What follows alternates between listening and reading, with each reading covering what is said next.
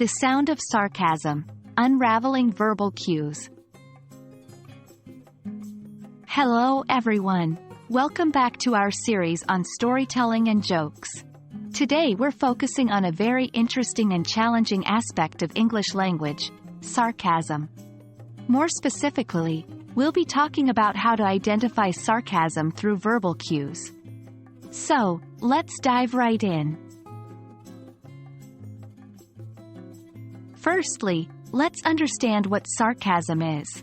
Sarcasm is a form of verbal irony that's used to mock or convey contempt. Essentially, it's when someone says something but means the exact opposite.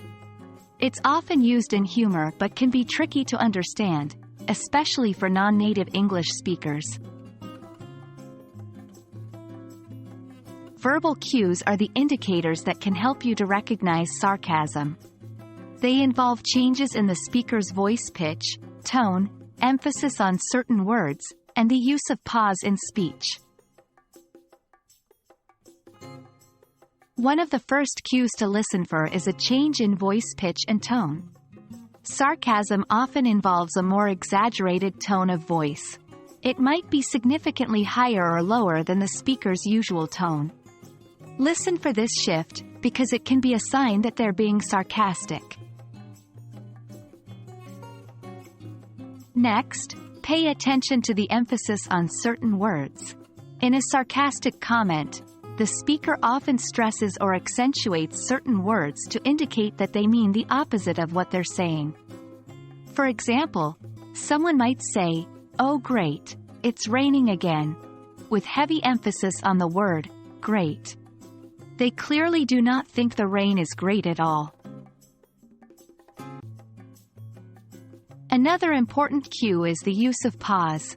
A pause before or after the sarcastic phrase can serve as a signal of sarcasm.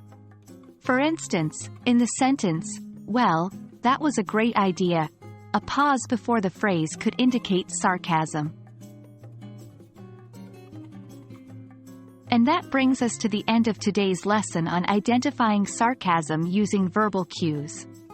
Remember, sarcasm is all about tone, pitch, emphasis, and timing.